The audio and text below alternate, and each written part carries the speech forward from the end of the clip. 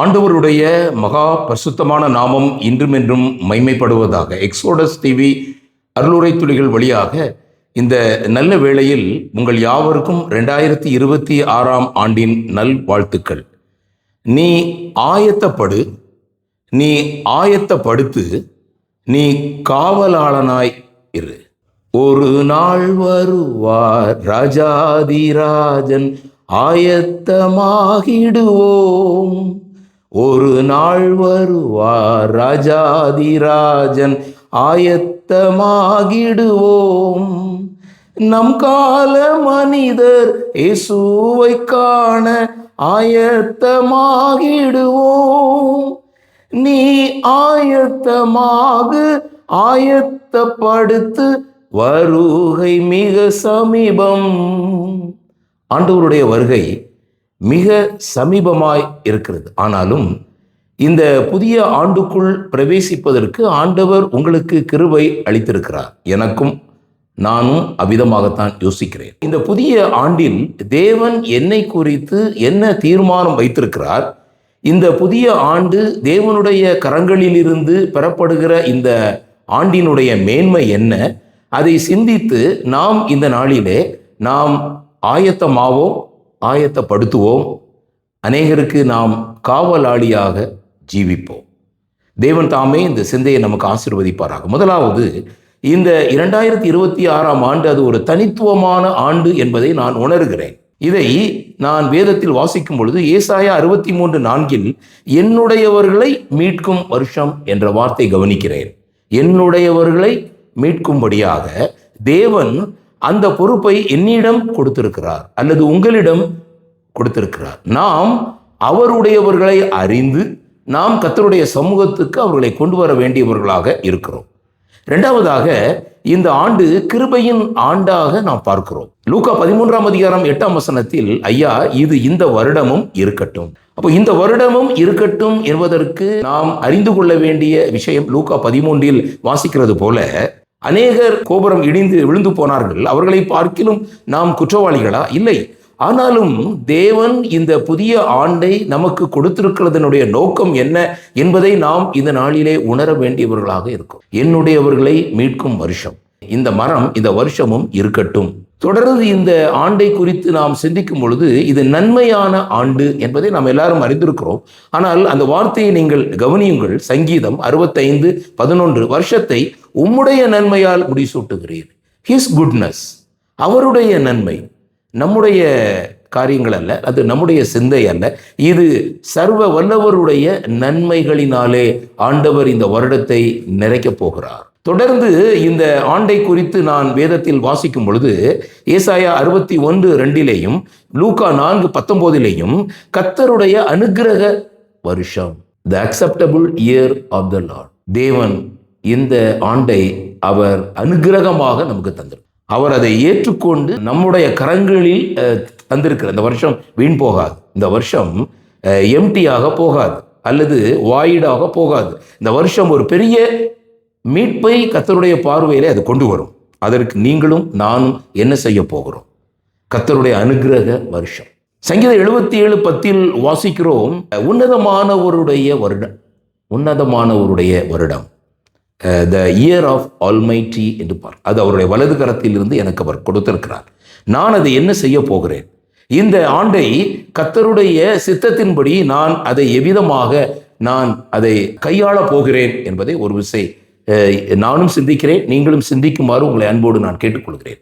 2 கொரிந்தியர் 6:2 அனுக்கிரக காலத்தில் நான் உனக்கு செவி கொடுத்து இரட்சணிய நாளிலே உனக்கு உதவி செய்தேன் என்று சொல்லி இருக்கிறாரே, இதோ இப்பொழுதே அனுக்கிரக காலம், இப்பொழுதே இரட்சணிய நாள். ஆகவே நாம் காலம் தாழ்த்த வேண்டாம். டே 1 இருந்து நாம் ஆண்டவருடைய பணியை நாம் செய்ய ஆரம்பிப்போம்.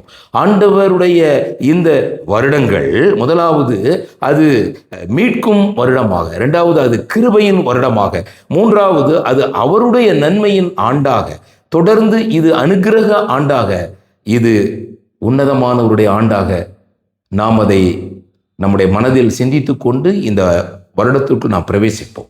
பிரியமானவர்களே, கர்த்தருக்கு ஒரு நாள் 1000 வருடம் போலவும் 1000 வருடம் ஒரு நாள் போலவும் இருக்கிறது என்கிற இந்த காரியத்தை நீங்கள் அறியாதிருக்க வேண்டாம் என்று பேதுரு எழுதுகிறார். தாமதிக்கிறார் என்று சிலர் எண்ணுகிறபடி கர்த்தர் தமது வாக்குத்தத்தத்தை குறித்து தாமதமாயிராமல் ஒருவரும் கெட்டு போகாமல், ஒருவர் கூட கெட்டு போவது தேவனுடைய சித்தம் அல்ல. எல்லாரும் மனம் திரும்ப வேண்டும் என்று விரும்பி நம்மேல் நீடிய பொறுமை உள்ளவராய் இருக்கிறார். இந்த வருடம் கொடுத்திருப்பது என்மேல் ஆண்டவர் நீடிய பொறுமை உள்ளவராய் இருக்கிறார். நான் ஆண்டவருக்காக என்ன செய்திருக்கிறேன்? தீர்மானம் எடுப்போம். ஒரு நாளுக்கு ஒருவருக்காவது ஆண்டவருடைய அன்பை நாம் சொல்ல வேண்டும். 2 ஊழியங்களை ஆண்டவர் நம்முடைய கரங்களில் தந்திருக்கிறார். ஒன்று, ஆண்டவரை ஏற்றுக்கொள்ளாதவர்கள் ஆண்டவரை அறிந்து கொண்டு ரட்சிப்பை பெற்றுக்கொள்ள வேண்டும். இன்னொன்று, ஆண்டவரை ஏற்றுக்கொண்டவர்கள் அவருடைய கிருபையிலும் சத்தியத்திலும் நிலைத்திருக்க வேண்டும். 3 காரியங்களை உங்களுக்கு ஞாபகப்படுத்துகிறேன். நீ ஆயத்தப்படு. நீங்களும் நானும் இன்றைக்கு ஆயத்தமாய் இருக்கிறோமா என்பதை நாம் சிந்திக்க வேண்டும். ஆமோஸ் 4ஆம் அதிகாரம் 12ஆம் வசனம், உன் தேவனை சந்திக்கும்படி நீ ஆயத்தப்படு. நம்முடைய கரங்களிலே ஆத்துமா இல்லாமல் அவரை எப்படி சந்திக்க முடியும் என்று ஒரு பாடல் பாடப்படுகிறது. 2 கொரிந்தியர் 5:5 வாசிக்கிறோம், இதற்கு நம்மை ஆயத்தப்படுத்துகிறவர் தேவனே, ஆவி என்னும் அச்சாரத்தை தந்தவரும் அவரே.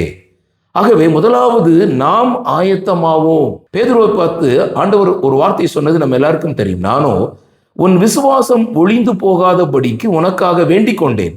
நீ குணப்பட்ட பின்பு உன் சகோதரரை ஸ்திரப்படுத்து. முதலாவது நீ ஆயத்தமாகு, பின்பு ஆயத்தப்படுத்து.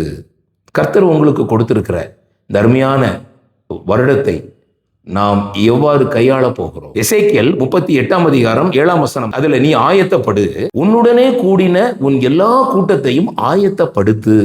நாம் அநேகரை, கர்த்தருடைய சபையில் உள்ள அநேகரை நாம் ஸ்திரப்படுத்தக்கூடிய பணியை ஆண்டவர் நமக்கு தந்திருக்கிறார். அதற்காக வேதம் சொல்லுகிறது, நீங்கள் ஸ்திரப்படுவதற்காக ஆவிக்குரிய சில வரங்களையும் உங்களுக்கு ஆண்டவர் தந்திருக்கிறார். சபைகள் விசுவாசத்தில் ஸ்திரப்பட்டு நாளுக்கு நாள் பெருக வேண்டும் என்று தேவன் விரும்புகிறார். என் சுவிசேஷத்தின்படி உங்களை ஸ்திரப்படுத்த வல்லவர். சுவிசேஷம் மட்டும்தான் ஒருவரை ஸ்திரப்படுத்த முடியும். நம்முடைய வாயின் வார்த்தைகளோ அல்லது நம்முடைய சிந்தைகளோ ஒருபொழுதும் ஒருவரை ஸ்திரப்படுத்த முடியாது. சுவிசேஷம் ஒன்றே ஸ்திரப்படுத்த முடியும். பவுல் சொல்றாரு கொரிந்தியர்ல, உங்களோடு கூட எங்களையும் கிறிஸ்துவுக்குள் ஸ்திரப்படுத்தி, கிறிஸ்துவுக்குள் நாம் திட நம்பிக்கையாக ஸ்திரப்படுத்தப்பட்டவர்களாக அநேகரை ஆயத்தப்படுத்துகிறவர்களாக நாம் காணப்பட வேண்டும். தேவனுக்கு முன்பாக பிழையற்ற பரிசுத்தவான்களாய் இருக்கும்படி நம்முடைய இருதயங்களை நாம் ஸ்திரப்படுத்த வேண்டும். உங்கள் இருதயங்களை தேற்றி எல்லா நல் வசனத்திலும் நற்கிரியிலும் உங்களை ஸ்திரப்படுத்துவாராக என்று வாசிக்கும். கர்த்தர் உண்மை உள்ளவர். அவர் உங்களை ஸ்திரப்படுத்தி தீமையினின்று உங்களை விலக்கி காத்துக்கொள்வார் என்று வேதம் கூறுகிறது. ஆகவே இந்த நாளிலே முதலாவது நாம் ஆயத்தமாவோம், 2வது ஆயத்தப்படுத்துவோம், 3வது நீ அவர்களுக்கு காவலாளனாயிரு என்று வேதம் கூறுகிறது. சபை என்பது குடும்பம், அதை யாரும் மறுக்க முடியாது. வேதத்தில் அநேக இடங்களிலே அதை குறித்து வாசிக்கிறோம். ஒரு இடத்துல தன்னுடைய சொந்த குடும்பத்தை நடத்த அறியாத கண்காணியானவன் எப்படி சபையை நடத்த முடியும் என்று பவுல் கேட்கிறார். எபேசியர் 5ஆம் அதிகாரத்திலேயும் கிறிஸ்து சபைக்கு தலை, அதே போல புருஷன் குடும்பத்துக்கு தலை என்று சொல்லி 2 பேருடைய பொறுப்புகளையும் எழுதிவிட்டு அங்கே சொல்கிறார், கிறிஸ்து அன்பு கூர்ந்தது போல என்று வாசிக்கிறோம். இந்த ரகசியம் பெரியது. ஆகவே இந்த நாளிலே நாம் எவ்விதமாக மற்றவர்களுக்கு காவலாளியாக இருக்க வேண்டும்? முதலாவது நாம் ஆயத்தப்படுவோம், அநேகரை ஆயத்தப்படுத்துவோம், அநேகருக்கு காவலாளியாகவும் இருப்போம். பவுல் சொல்றாரு பிலிப்பியர் 1:7, என் கட்டுகளிலும் நான் சுவிசேஷத்திற்காக உத்தரவு சொல்லி அதை திடப்படுத்தி வருகிறதிலும் நீங்கள் அனைவரும் எனக்கு அளிக்கப்பட்ட கிருபையில் பங்குள்ளவர்களானதால் உங்களை என் இருதயத்தில் தரித்து கொண்டிருக்கிறேன். நான் எப்பொழுதும் நினைத்து கொண்டிருக்கிறேன். இதுதான் தேவன் விரும்புகிற ஊழியமாக இருக்கிறது. அதனால் அந்த நாளிலே ஆண்டவர் தொடர்ந்து நம்மை அவருடைய சத்தியத்தின்படி நடத்துவாராக. தேடாதே உனக்கு பெரிய காரியம் ஆயத்தமாகிடுவோம், தேடு தொழுவத்தில் இல்லாத ஆடுகளை ஆயத்தமாகிடுவோம், நம் கால மனிதர் இயேசுவை காண ஆயத்தமாகிடுவோம். நீ ஆயத்தமாக ஆயத்தப்படுத்து, வருகை மிக சமீபம், ஒரு நாள் வருவார் ராஜாதிராஜன், ஆயத்தமாகிடுவோம்.